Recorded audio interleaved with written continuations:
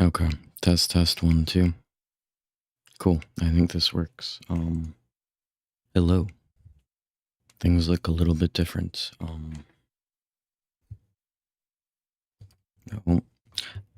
I need a new boom arm. This one can't really handle this microphone. My voice is shot to shit.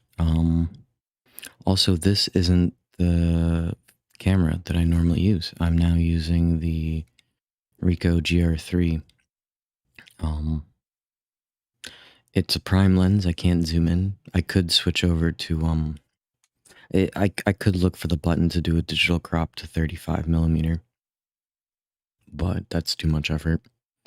There's already enough effort to get it working in the capacity that it is right now, which is why I'm almost half an hour late. And my OBS crashed for some reason. Honestly, yeah, I have things I literally only have the TV, like my monitor on right now, and a desk lamp, because you can see like everything behind me. So I figure if I keep it a bit darker, I'll pop out a little more. So, but yeah, hold on.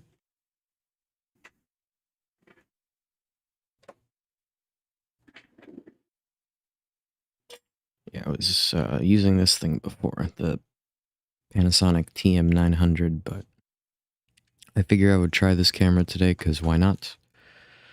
But in all honesty, I will probably go back to the TM900 unless I figure out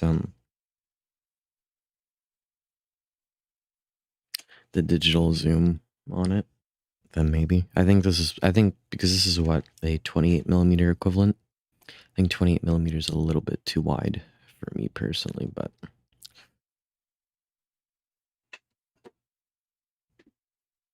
so, and yes, I'm wearing Cookie Monster PJ pants and drinking water. Anyways, so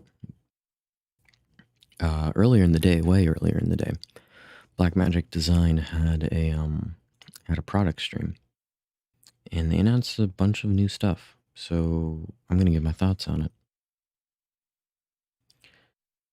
They announced some cool stuff, a lot of confusing stuff. So kind of let's jump into it. Hey, the scene transition worked. Oh, hold on. I think I might have stretched myself. Hold on.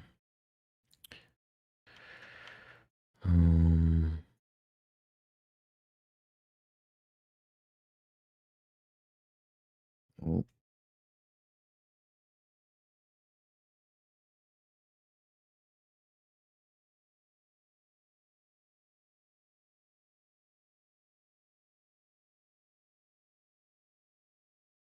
I don't know. That seems a little bit better. Anyways. So let's start off with the first thing that they announced, which is this Web Presenter 4K. It's the exact same as their regular web presenter that they announced last stream, 2 streams ago, except now it does 4K.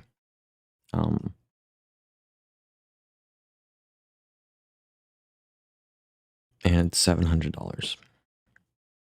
The regular's $495. Is cool. It's not $700 cool. Having a box that is that small, because it's like a third rack mount. Like it's a small box.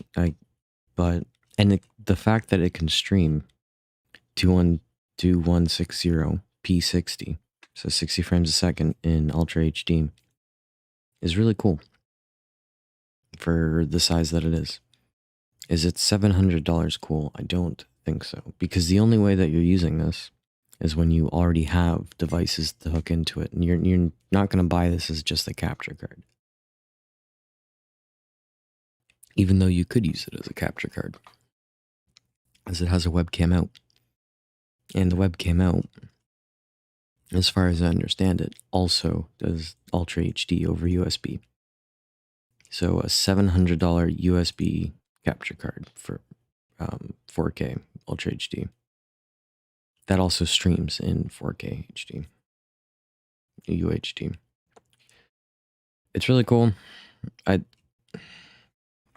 If this was this price, I would buy one. I would actually just pre-order it right now. But it costs this much. And I think that's too much. For $700, you can build yourself a computer. Not now, because chip shortage and everything like that. But this price isn't going to go down once the shortage is over. But for $700, you can just build yourself a computer. Throw a graphics card in it, and it will be able to also stream UHD 60. It'd be able to do H.265, which this thing can't do, HEVC. Be able to record, stream, everything, right? So, it's cool.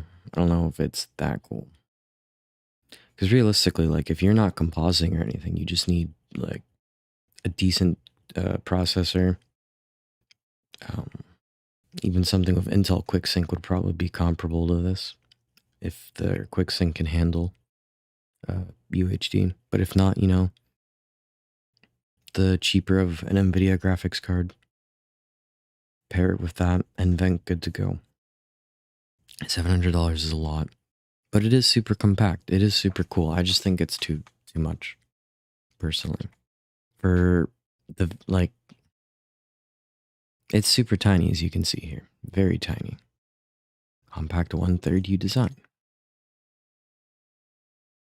This screen is super cool with showing you on air, you know, your, like, this is a cool streaming interface that I really wish the A10 Mini Pros had, but they don't. So, like, it's a cool product, not cool for $700. If it ever goes on sale, though, that, you know, definitely useful. Because then, not the regular one, but specifically this one. I can't highlight it because it's an image. Ultra HD, there we go. Because if you don't actually have to use any processing power to make an HD, like, I have a computer right now, right? It's compositing everything and then streaming it. But what if I only had to do like an HDMI out OBS full screen projector of my program, send it into this thing? It's SDI only, which kind of sucks. But at the, you know, a converter is not that expensive. It will be like 100, maybe 150. You know what? We can actually even look this up right now. Hold on. Products.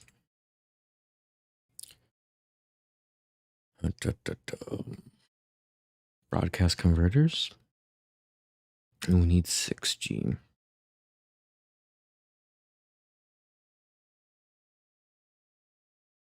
Where are the 6G converters?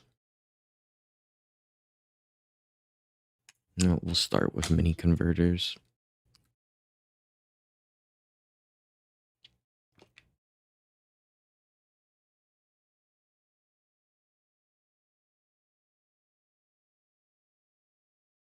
Those are 6G or 8G?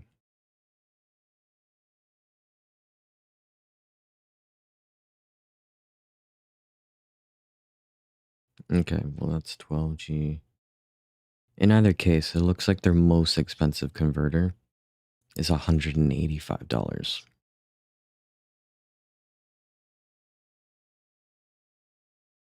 Which really sucks because then that $700 box is now a $900 box.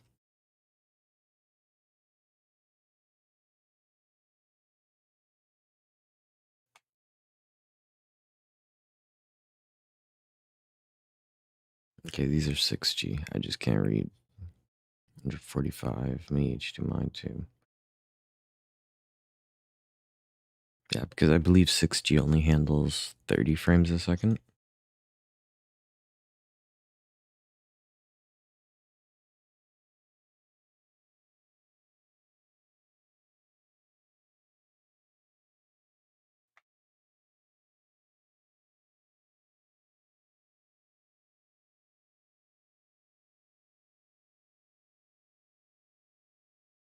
Yeah, 6G only handles 30 frames a second. So, They don't even have an SDI converter yet that would be able to work on this. This is really stupid. Does Decimator have anything? Oh no, you people see my most used tabs. I use social media. Oh no.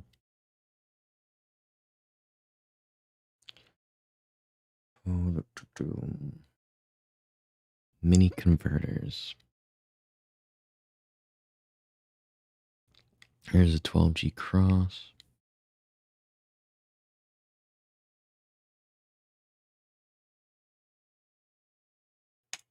It would have to be the 12G cross. It's $495. Okay, yeah. There's literally no point in buying this thing then.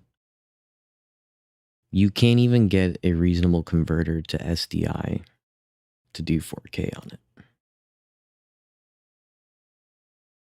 Oh, there's one more hope. There is one more hope.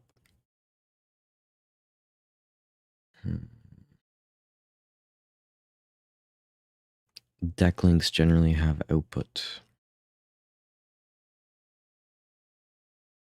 The monitor is only 30 frames a second. 6G.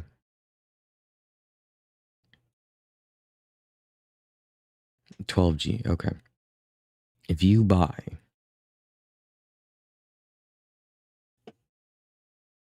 a $645 deck link, you'll have the SDI output you need. So this is stupid. Why would you not just give it the HDMI? Okay, yeah. Cool product. Stupid place to put it right now, and it definitely costs way too much. All right, that's my thought on the new web presenter. Next product.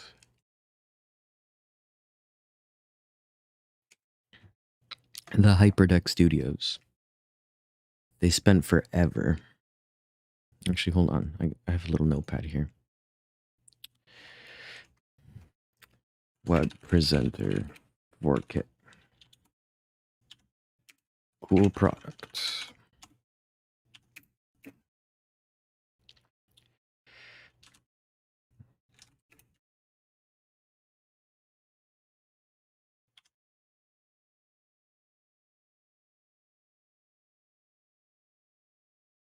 Okay, there we go. Those are my thoughts. I can actually probably squeeze this down a little bit.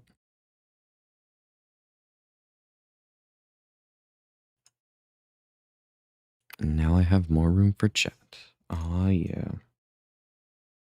Okay, we'll just leave this right there. Okay.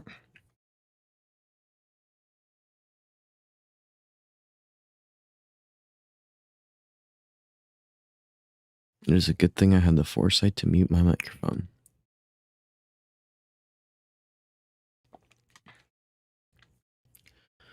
So yeah, they spent way too much time talking about these things. Honestly.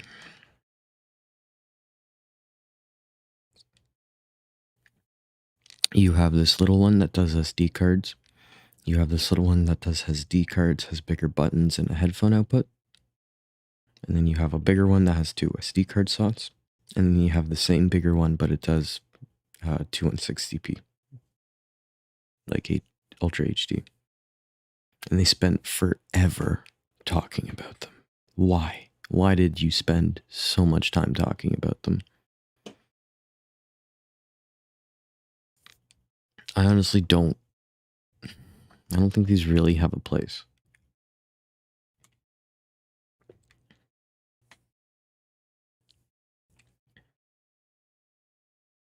Because the whole blackmagic ecosystem is that you can remotely control your cameras. So your cameras will be able to record their own footage in RAW or ProRes, whatever.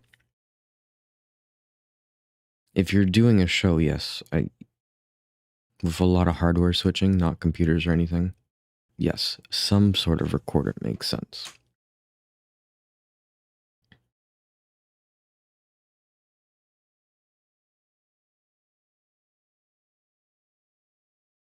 .1080p 60. This one does. So honestly, for gaming, none of these make sense, obviously. You're just going to record in OBS. For speedrun events, you're just going to record in OBS. I suppose this one would make the most amount of sense.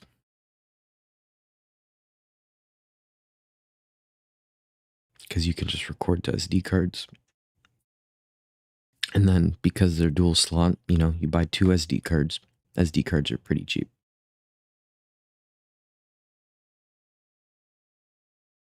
Let's not do Amazon. They'll dox me. Okay.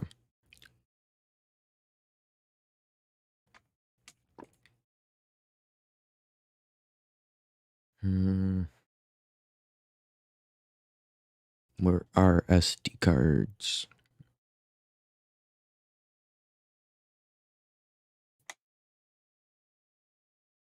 I'm pretty sure you can also use USB hard drives, USB-C on them.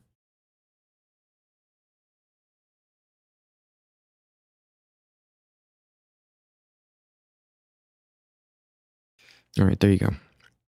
120. Oh, that's micro SD. Let's look for regular SD. Does regular SD exist?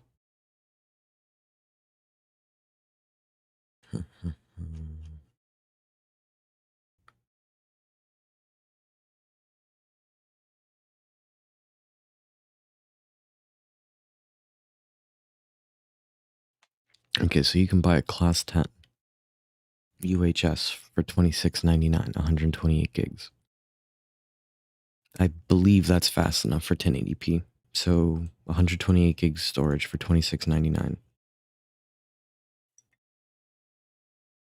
There is no way that a single run will be filling that. Even if you stream 1080p 60 at, I suppose you can record at a higher bitrate, but like, if you have 2 of them, you can just continue to swap them. It'll let you know. You can start recording. So, I mean, for personal streaming, this makes no sense. For event streaming, personally, I just grabbed the cheapest one. Because no one's doing UHD. I would like to do UHD. I don't even do UHD. I do 1440p, which these things don't support. So I would only be recording in 1080p. If I wanted a redundant recording solution, I'd just use that. But, and hear me out, but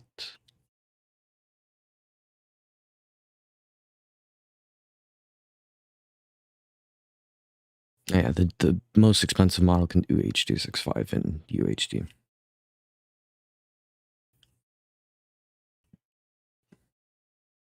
Cheapest one, $495. Model up, $695. $995, 14. Why would I buy this for $495 when for, I believe, $595, I can buy a 10 Mini Pro? And I'll be able to switch between inputs. Jesus, my voice is completely shot. I'm sorry, guys.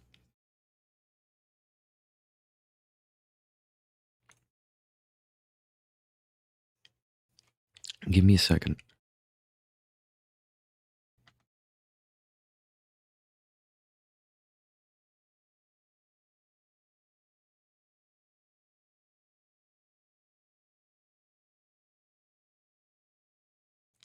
I'm now out of water, which sucks, but anyways, I'm gonna just try to keep my voice low. So, yeah, if anything, I buy the cheapest one, but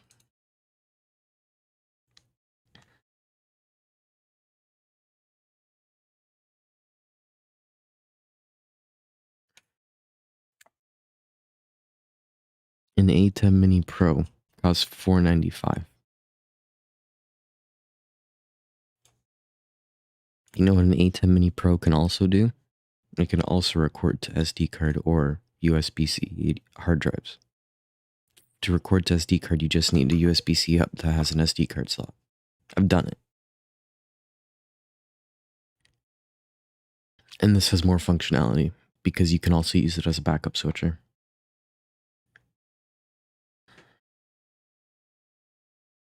Or as a capture card.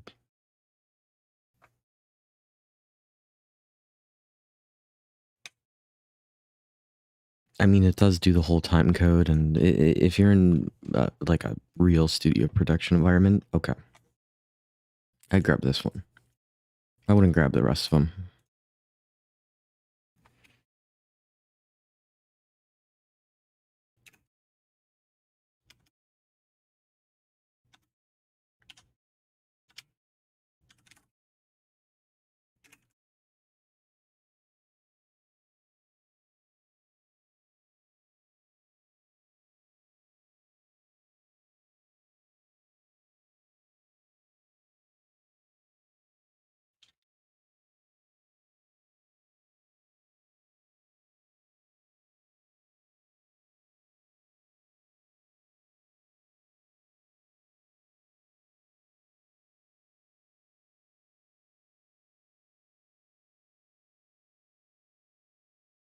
Man, I feel like I'm dying. Not really. I don't know if you people remember the last stream I was talking about how the air quality was like absolutely awful. Well, of course, when the air quality was absolutely awful, I went on 2 walks because I needed exercise. And ever since then, like, just feels like crap. So, it just really doesn't help that I'm trying to talk all this much. But, yeah. Like, if I consider like a GDQ or a NAS or an ESA environment, I'd only grab the cheapest hyperdeck. And that would be like my redundant recording if OBS fails. Because I would have a loop out either via a mini monitor deck link because OBS doesn't support that, or just even regular HDMI OBS program output. Because most graphics cards can do like 3 or 4 outputs. So, yeah, I'd only grab this one. Like, what's the point of this one? Wow, it has bigger buttons and a headphone output. Like, okay, I guess that's useful. But is it $200 useful? Oh no, my camera shut off. Okay, so that's clearly a issue with the Ricoh GR3 that I did not anticipate. It's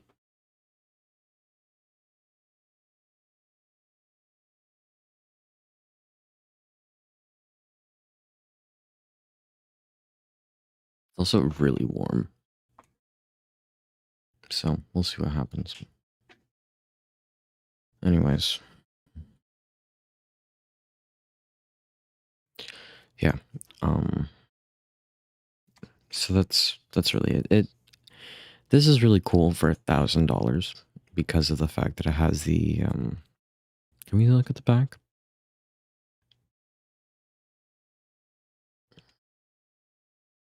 Because you can use SSDs. It is cool. The fact that it records in ProRes, which is visually lossless, is also really cool. Like, that's useful. If you want high quality recordings, that's useful, right? Oh, it does you also okay. I did not realize that it also can do USB webcam. But why does it cost the same amount as the A10 Mini Pro then? Why? Okay, I guess like no, because the Mini Pro can also switch between recording devices.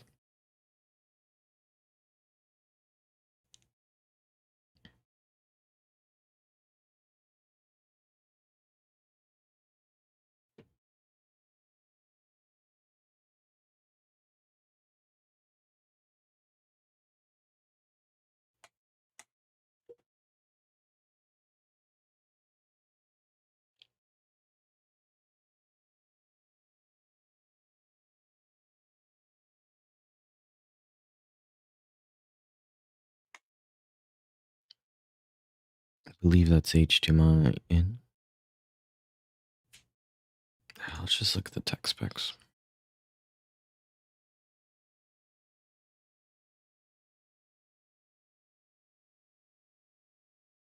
Doesn't even have an SDI in.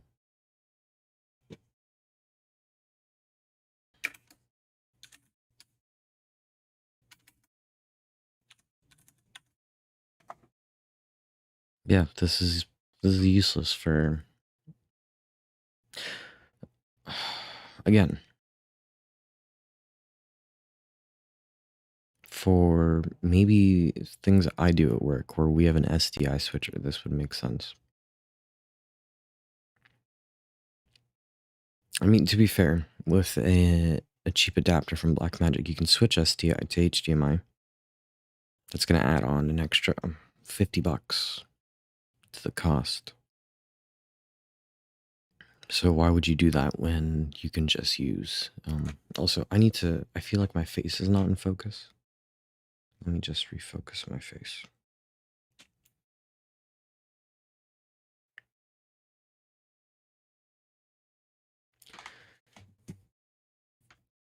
Why would you spend $500 on this when an A10 Mini Pro exists? And you can hook it up. You can just let it do max bitrate, H.264, which it can do. You can also use USB hard drives. You can also do external webcam out. I mean, to be fair, this can do both, which is something only the extremes can do, both at once. The fact that I'm kind of like weighing back and forth probably means that this is worth it. Yeah, we'll take this back. We're gonna change this. Only the cheap one seems worth it. A10 Mini Pro may be better choice for you.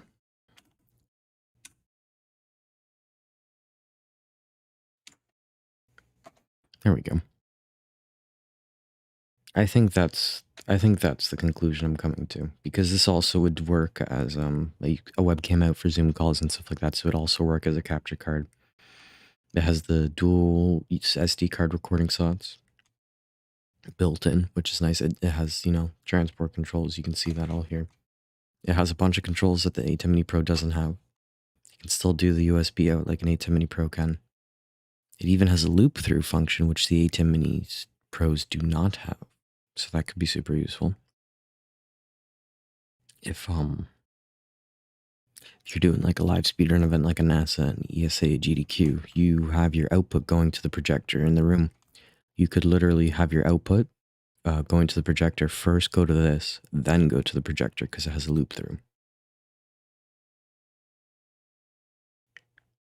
So yeah, this might be a reasonable choice to buy. But again, I'd only get the cheapest one. The more expensive ones don't make any sense to me.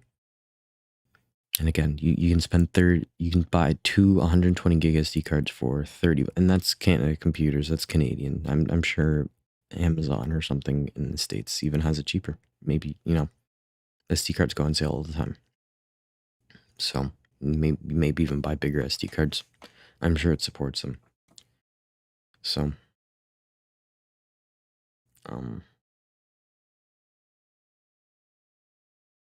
yeah, this seems worthwhile to buy. This is like something I would potentially buy for an asset. So that way, if anything happens to OBS, the recordings, like just anything, I have a backup recording of the projector output. I need to refocus on my face. Maybe not. I'm not entirely sure.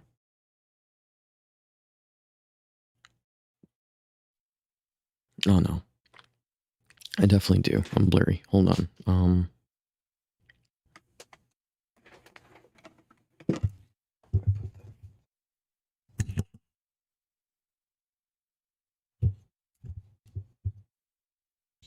Okay.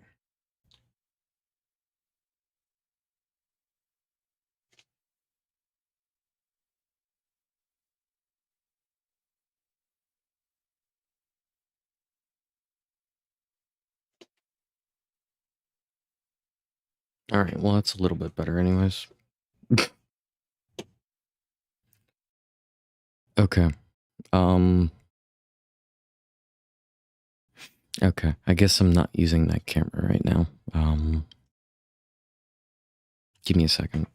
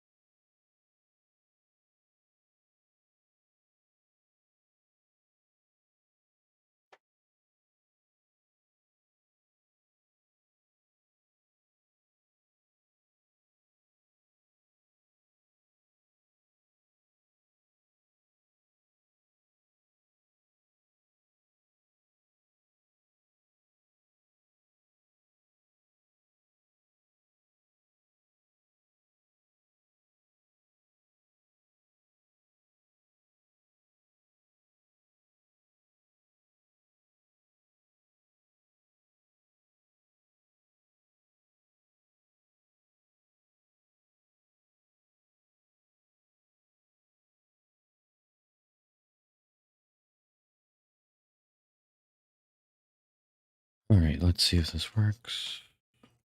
Oh, hey, yes, it does. Awesome.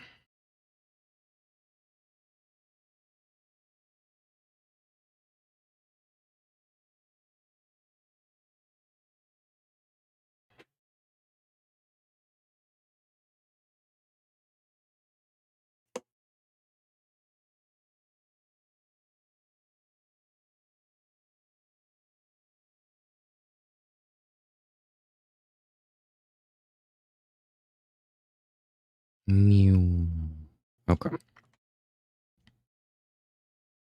Okay, so quick review of the Ricoh GR3. Not that great as a webcam because it'll overheat on you.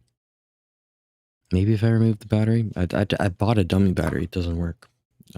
Technically there is no dummy battery for this camera. I bought one for a different camera, but they use the same battery, but it didn't work. So, okay, cool.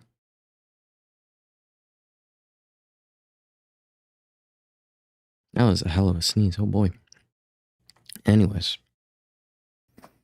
let's see.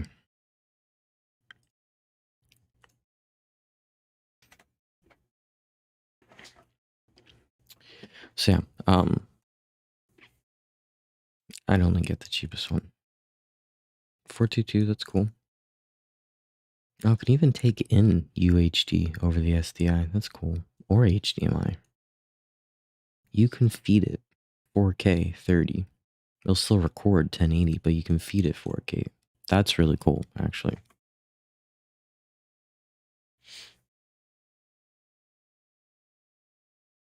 So yeah, if anything, I'd only buy the cheapest one. That's just the way she goes. All right, next new product.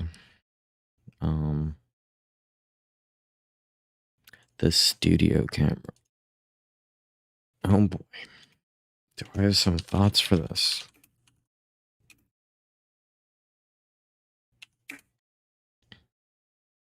Do I have some thoughts for this? So,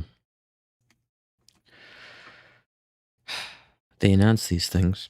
There's two models. One meant for the A10 Mini Pros, really, because it only has HDMI, and one for a more broadcast situations. I hate them. They're so weird. They're just so weird. Okay, this is cool. Big screen, obviously, those are cool. If I have it in a webcam capacity, which these things aren't designed for, which is super fair. They're designed for, in the studio. That's why they're called studio cameras. Big screen is awesome. Not gonna lie, that's very cool. I read some comments on like Reddit. It's like, why are they still dealing with like the tablet cameras? Like this is cool. There's a screen in there and everything. There's some buttons for like focus and zoom or whatever, just whatever. But the fact that there's a big screen is cool because a lot of camcorders have smaller screens and it sucks. As somebody who's used like bigger like professional camcorders, their screens suck. Like they suck. They suck. They suck. That's why it's so popular for like YouTubers and everyone else to the first thing they do is they buy a cage or an arm or something and they attach a big ass monitor to it. Well, not even big ass, like 5 inches or 7 inches. Why? Because screens are good. They let you see stuff. This is good. We're off to a good start. They have a big screen. Yeah, you see, if you have it in a scenario like this, like for a podcaster, in this case, but let's think of like NASA or ESA or GDQ. You have this on sticks, right? Tripod. This is pointing towards the couch. This is good. Like the person aiming this camera at the couch or the runner or whatever can clearly see what's going on. That's good. They're not aiming blind. The tally lights are cool because, it'll let the couch and everyone else know, hey, when that light goes red, you're live, right? You could make it do that. Not in reality, not really, because it's that light is tied to the camera, not to the scene. But maybe you could set it up for that. I don't know. Maybe it's possible to control it in that sense. Exceptional low light performance. So they did a test on stream with this. I should have pulled up the clip. Hold on. Let's pull up a YouTube here. Oh, hey, look, I'm live. Hey, me.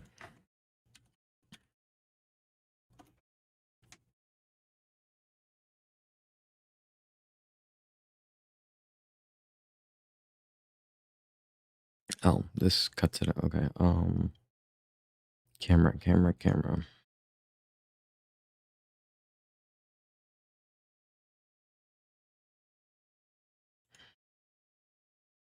Where's his low light performance test? When he has two cameras, I think.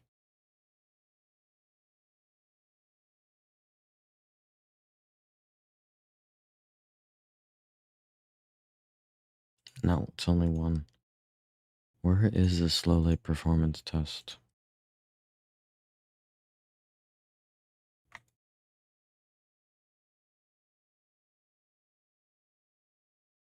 We will find this. No, that's him just first setting it up.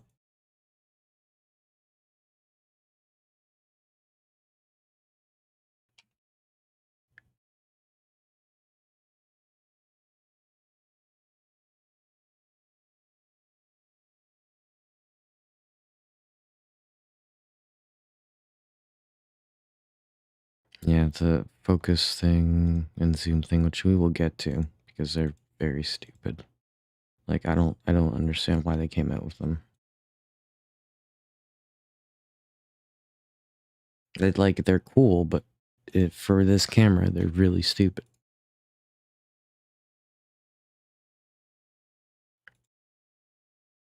Okay, showcases. You can do like output over cat cable.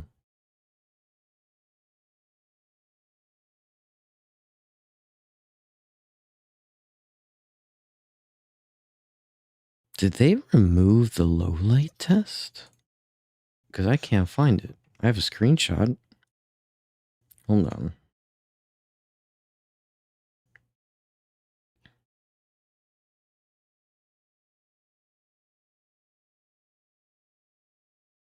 That was their low light test of, oh my god, look, this image is very usable.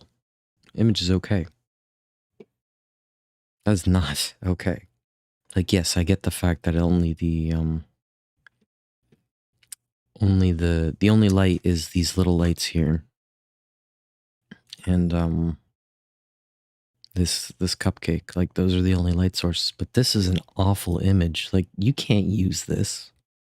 They were like Grant, which is the guy's name here, was like, oh, this is very, very usable image. The fact that you can gain up this high and have a usable image, like this is not usable. This is very much usable, not usable at all. I really wish I could find it. Maybe if I go to the actual live stream, because I feel like they cut it out.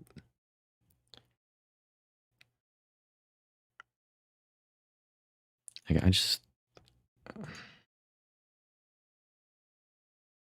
all right, let's scrub. Oh, there it is. I found it. Okay.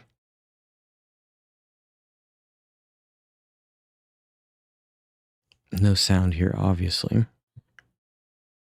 Come on. Here we are. Okay.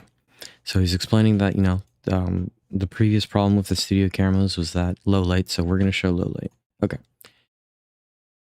You can only see the candle. Okay. That's whatever they were at. So probably like ISO 100, 200, whatever. And now they're gaining up. That's, kind of usable. Very low light. You can't see his face at all, though. Now you can see his face. Obviously, YouTube compression does its thing. This is what I would consider a somewhat usable image. I'm going to assume that past YouTube compression, because, this is 480p, yeah. So even ignoring the fact this is all blocky, this is somewhat of a usable image for the fact that this is the only light source. I will give it that. But then they raise it, and it's like, no, this is not good. This is not good at all. I mean, actually, this looks a lot better in the 480p YouTube than it does on my HD screen cap of their when I was watching in 1080p. Like, okay, so I guess if you stream in 480p and let YouTube compression do a bunch of stuff, it's a usable image. All right, I'll give you that, Blackmagic. I'll give you that. Once you mangle it and remove the noise and make everything super smooth and blocky in a sense, yes, it looks fine. So from what I'm pretty sure, because it says native ISO 400, secondary high base ISO 3200, I have a feeling that that is the exact same as the Pocket 4K.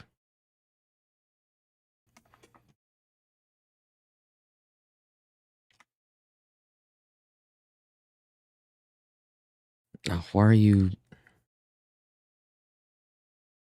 Yes, see, dual native ISO 400, 3200. They both use micro four thirds lens mounts.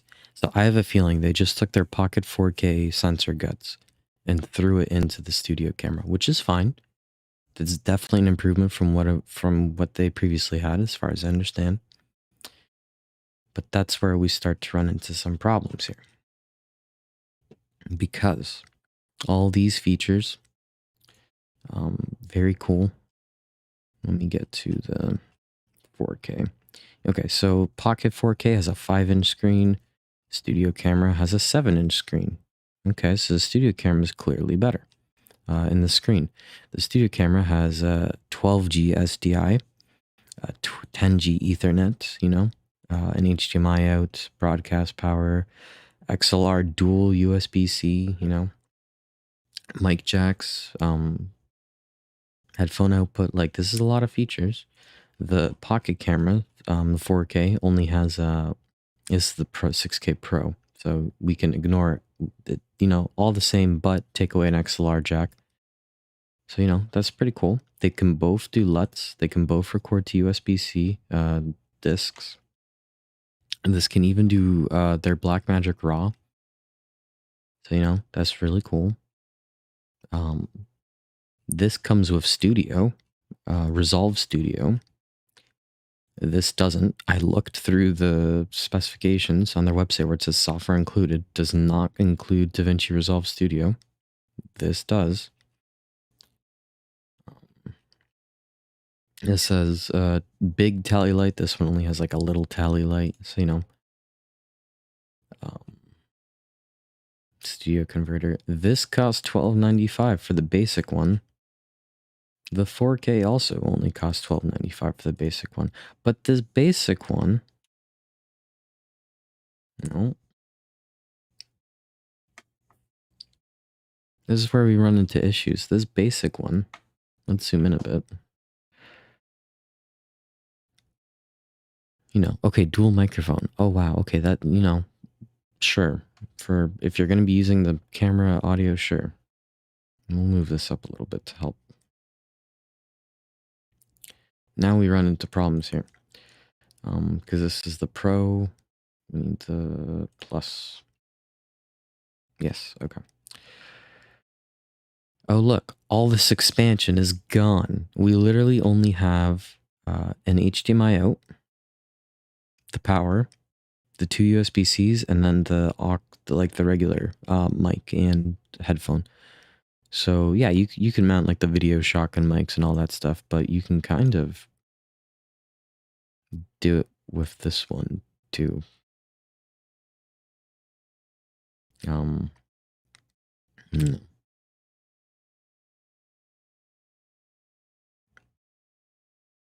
Okay, yeah, mini XLR, mic in headphone.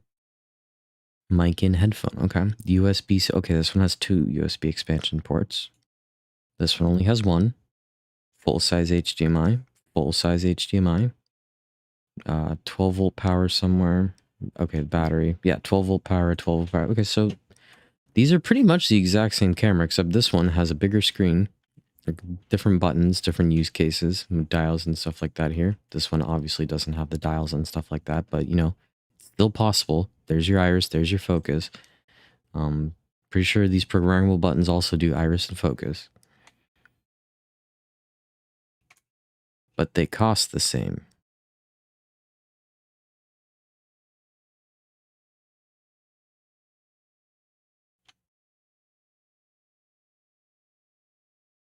So please explain to me why I'm buying this. And this thing uses the Micro Four. Okay, so this for cinema Micro Four Thirds makes sense. Okay, people are going to be adapting a bunch of different glass, vintage glass, manual focus, all that stuff. Perfect sense, right? That like Micro Four Thirds lets you adapt a bunch of stuff. People throw speed boosters on that. It makes sense, right? Blackmagic Pocket Cinema 4. Cinema camera 4K sensor is good. Nice big screen. Why Micro Four Third mount? Why no resolve?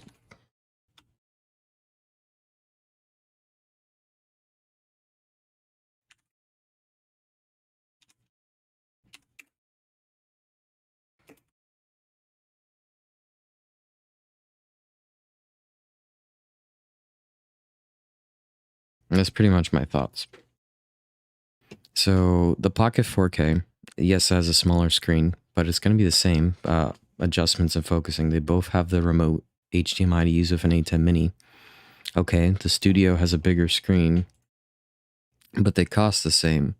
And the Pocket comes with Studio Resolve, and this one doesn't. But they both it has RAW though. Like why does my Studio camera need RAW? I won't be recording on it. Like, why am I recording RAW on it?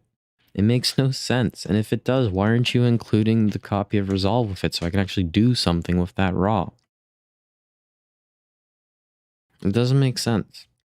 It especially doesn't make sense when we're a manual. Here's the manual. Okay. So obviously those handles. Actually, hold on. We'll open that up in a new tab. Those stupid handles. The zoom control handle is 245. The focus demand handle is 245. Okay. Yes, broadcast camera is definitely, you know, actually this picture. Like, yes, you know, the dual handles, you'll be controlling your zoom. I can show my hands here. Like, you'll be focusing and zooming. Like, this makes sense. You want that, right? But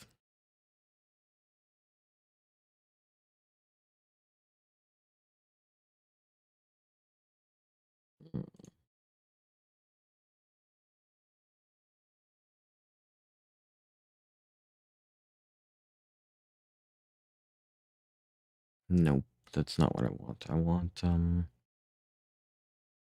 maybe it is what I want. Why is it page fit? Be page width. I believe this is going to tell me what lenses are compatible. 4 lenses, okay? Ready? There's 2 power zoom lenses and 2 pancake power zoom lenses. Both these lenses are 14 to 42 in this category. Only one of them has optics image stabilization. And you have two different zooms here, a 12 to 50 and a 45 to 175 millimeter. Okay. This is supposed to be on a budget. Okay, let's do a quick BH photo. Okay. So let's look up this first one, Olympus 12 to 50. Okay.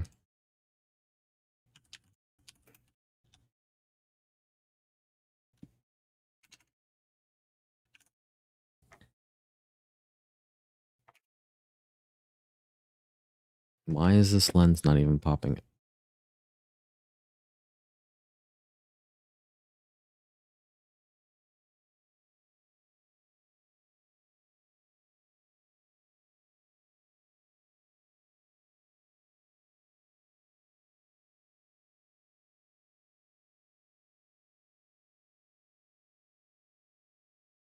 It's not even popping up to buy. Because Olympus doesn't make lenses anymore. They've bowed out. That's why.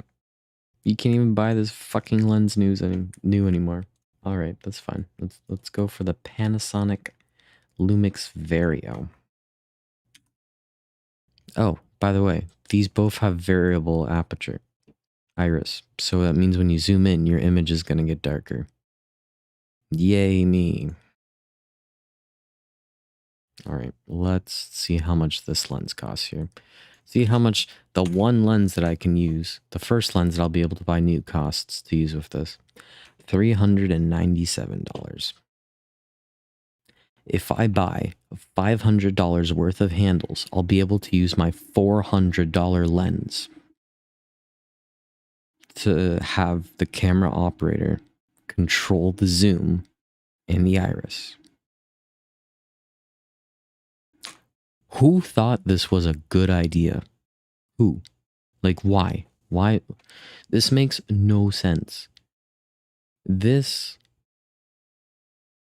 $1,295 camera has now turned into a $1,800 camera. We'll make this 250, so 500, so 18 plus 5 is $2,300 camera. It's now a $2,300 camera kitted out on the cheapest one. On the cheapest one that only does HDMI output, by the way. By the way, you can still remotely control the iris and zoom in the ATEM switcher, so you don't actually need to buy the handles. But you could, obviously. It's better if an actual person does it. So this is now a $2,300 camera. So you can use your one lens. You can't get more. Oh, hold on. We can potentially, the Olympus we're not going to be able to buy new. It just doesn't work. But let's try this one here, the 14 to 42, because I only got 45 to 175. We're gonna need something wider. We're gonna need something wider, you know. Let's take a look.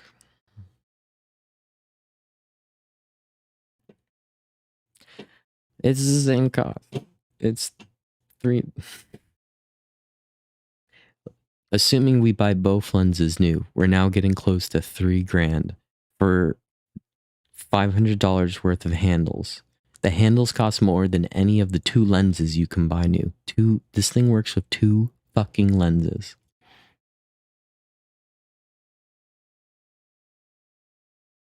This doesn't make any sense. The only way that this makes sense is that next stream they're going to be like, actually, and also I'm just going to make this a little bit wider. There we go. The only way that this makes sense is if they announce, hey, we have a B4 to micro four thirds adapter that we made ourselves, and it has all the stuff needed to hook up B4 studio lenses. It's the only way this makes sense. But then why would you not have that ready with this? Hey, Lurk. It's like needing an older CPU to upgrade the firmware on a MOBO for a newer Intel CPU. They assume you just already have the one product. I mean, yes, but This would make sense if it was a Canon EF mount, which their pocket cameras do have. Their Pocket 6K and 6K Pro cameras. Pocket 6K is $19.95. By the way, this is now already the cost of, basically the cost of that studio camera and the two handles. The cheapest one, anyways. And this can take Canon glass. There's a lot of Canon glass available. There's just a lot. And that would make sense. There's a lot of different zoom lenses. There's a lot of third-party different zoom lenses, you know. There is a Canon crop, because this is a Super 35. So like, there's a Canon lens for the EFS mount that is an 18 to 135 and has a power zoom that you can buy. I've looked into it. I kind of want to buy it. It'd be perfect for this. But let's get back to this. This says HDMI only. It costs the same as the Pocket 4K. And personally, it's lacking features. It doesn't have XLR.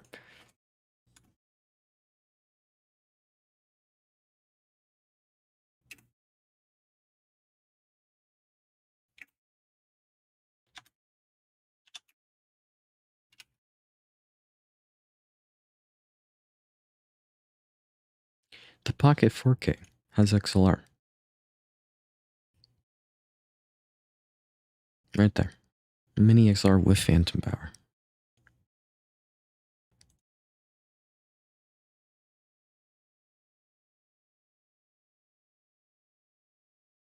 There's no XLR. Absolutely none. But if we go for the 4K Pro, great. Now $17.95. Now we get SDI, XLR, all that Ethernet. But it's like, why? Why couldn't you just include the one fucking XLR jack on it?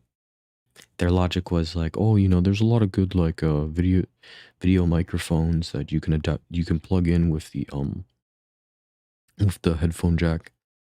But this is a studio environment. Oftentimes people, like, for example,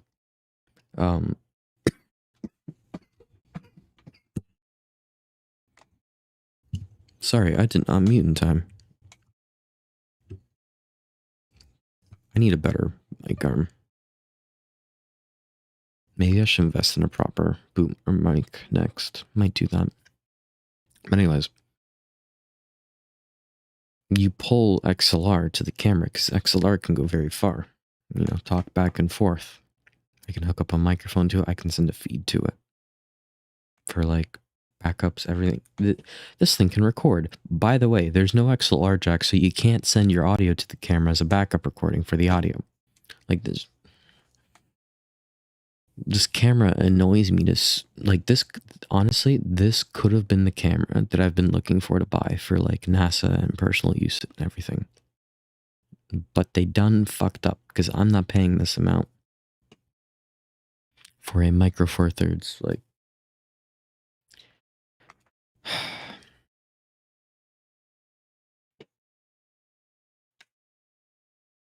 rather buy the Pocket 6K. Has a bigger sensor and takes Canon glass.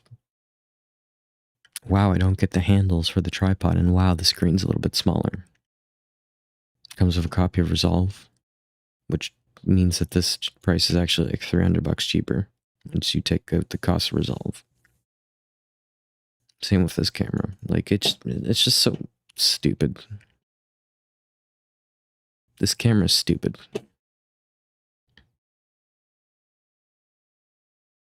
Why could, like, if they just removed everything and only had the box, like the Micro Studio, that would make sense too. I don't know what price, but it would make more sense for the Micro Four Thirds mount, because you're not going to be actually like using that in the studio setting with like zooming in and all that stuff. It's just going to be a set and forget it. So yeah, personal opinion, don't buy. There's no sense in buying these. Buy the Pocket. Personally, buy the Pocket 6K Pro, but it is expensive. It's very expensive. But this does more. This has the whole tilty screen. Like, look at that, tilty screen.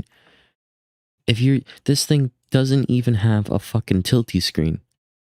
If you're on sticks and you're going and you need to aim high up or lower, like if the camera's higher up, how are you supposed to look at it now? Like, what the fuck are you supposed to do?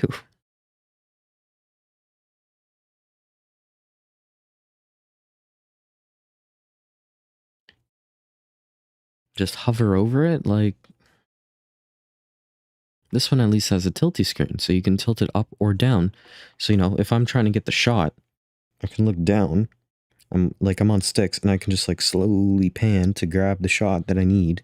Or I can have, if it's higher up, you know, I can slowly pan because I'm getting like a crowd shot or something, you know, and I'm high up. Why is it that this makes more sense? I know it's more expensive, but fuck. Even if we take around the fact that this most expensive model doesn't have the flippy screen, again, yes, this screen is 2 inches small, whatever. It's not like this has SDI. They're both HDMI only, because this one's, oh, it's meant for the A10 mini line. Like, okay. But why would I not just grab this? Oh, because you know, you got like some buttons here and some handles and the sun hood and stuff. Okay, well, like, what the fuck do I care? Oh, you can get like the zoom handles and stuff like for what? The 2 lenses? Honestly, it just makes no sense. Makes no sense. Unless they come out with an adapter that lets you use that handle with like a focus key or something on some like cinema style. It doesn't make sense. It doesn't make sense.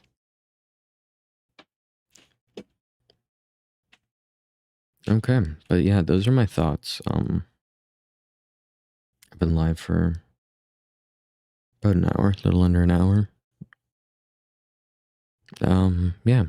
Does anyone have any questions? Like, sorry, my voice is shot, but otherwise, I was looking personally. As soon as they started off the stream saying, "Oh, you know, we're gonna have a new camera," I was like, oh, maybe the little box camera, you know, that'd be cool. Could use a refresh. And then they come out with this, and I'm like, oh, that might be cool. And because they started off with this one, and then I later learned, oh, this one's out and it's cheaper. Oh, like, why can this be like $200 cheaper? Then it would make sense. Just $200 cheaper because it doesn't come with Resolve, and this one would actually make more sense. Otherwise, this one makes more sense, personally. It's not like this one has continual autofocus. That's why you have the fucking handles.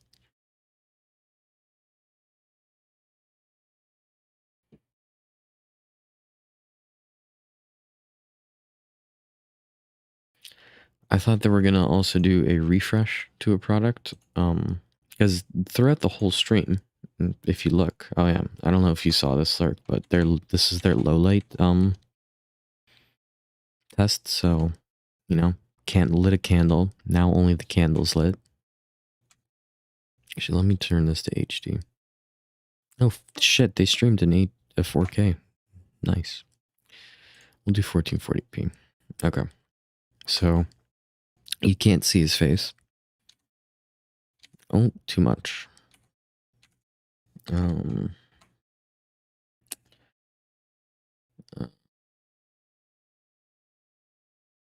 Okay, you can see the bottom of his chin there.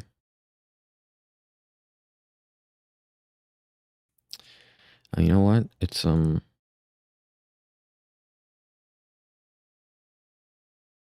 Yes. Okay. So we start off here.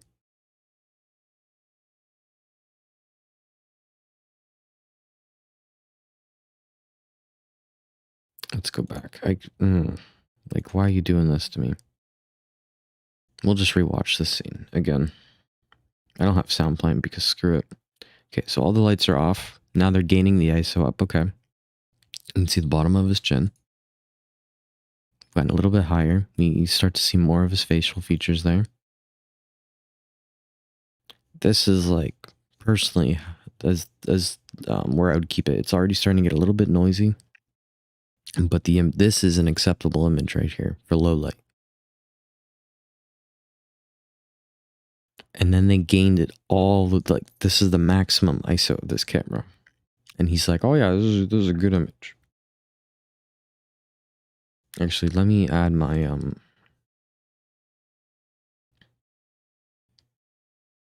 playback so we can hear exactly what he says.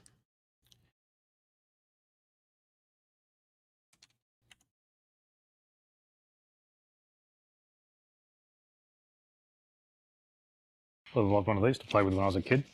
All right. Now, if we can turn off the studio lights, on. And we'll have to add some gain, wind the gain up on the camera. So if you guys could wind the gain up, you can wind the gain up. Okay, that's what we're doing. Let me just make this a little louder.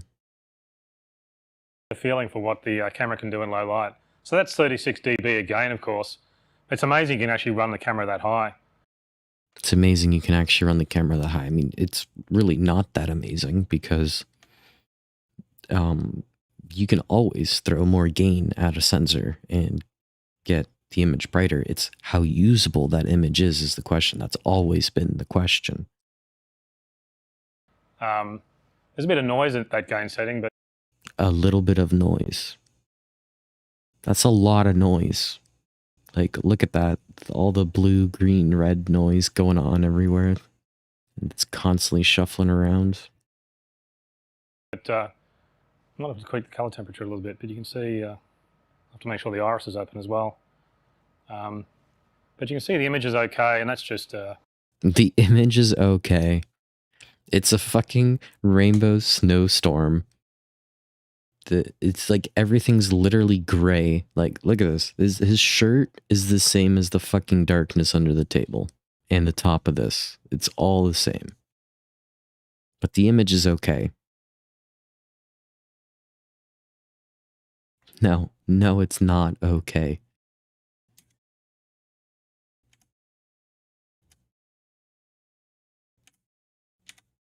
This is an okay image. They should have stopped it here and been, yeah, now look at our low light performance. You can see my face. This is literally only a cupcake with 3 candles. I think this is pretty good low light. And then, you know, that's a good thing. You didn't have to crank it all the way up. Because, yeah, it's like I think it's the same as the Pocket 4K. I'm pretty sure. Like, they both have the same native ISO of 400 and 3200. So,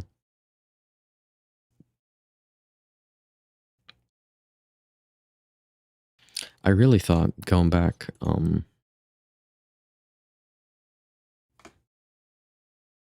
because they were showing it at the beginning the whole time of the live stream as well.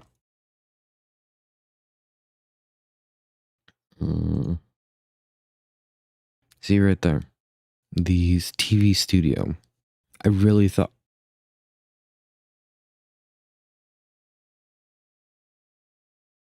Caught the mute button that time. You just see me die on stream. It's okay. I really thought that they would be showing off the TV studio. Like a refreshed one.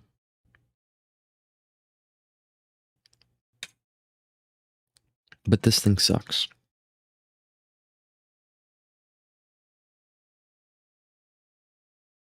Like, yes, this looks super cool. It has the little screen, buttons, jog wheel, bunch of switch buttons, LEDs for the audio levels coming in, headphone jack, mic jack.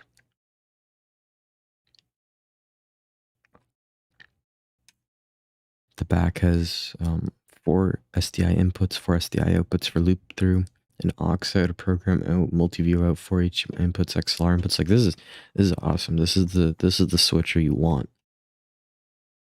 But it has no scaling on the inputs. So the ATEM Mini Pro is better in every way.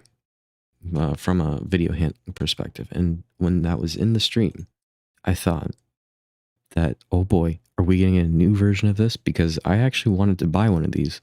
And then the ATEM Mini Pro came out, and I'm like, nope, this makes no sense. Why the fuck would I buy this one? And I have to worry about my signals coming in, that they're all the same resolution. And no, just get the ATEM Mini Pro. It can record, it can do USB out, a bunch of shit. So, but nope, none of those. Instead, we got hyperdeck talk for like fucking an hour. We start off with the web presenter, a couple minutes, like a fucking hour of hyperdeck shit, and then the most confusing camera video studio camera release of all time. So yeah. In any case, I think I'm done because my voice is like fucking gone. Thanks for listening to my thoughts on all these products. Personally, again, if I were to buy one thing, and I did not, and I'd need fucking money was burning a hole in my pocket, and I need to buy something, I'd probably buy the Web Presenter 4K. I don't know how I would get my 4K signal into it to actually stream, but I would somehow do it. And I mean, to be fair, it also works as a 4K capture card as long as it's SDI. So, because of the fact so much money has to be thrown at it, and it's a $700 base price, it's like, maybe not. So, it's cool. I don't think it really has a place yet. HyperDeck Studios, I'd buy the cheapest one. If I wanted to pick one product and buy it right now, it would probably be the cheapest HyperDeck Studio as a redundant recording solution. I could find a lot of use cases for that. Just events, record stuff, And then this camera is just a massive disappointment. I'm still personally gonna buy the 6K Pro. I think that's the camera for me to buy. Yes, it's double the cost of this, but it has a bigger sensor, has ND filters, uses Canon glass, Super 35 sensor. Basically, the only reason I'm buying this 6K Pro is because it is cheaper.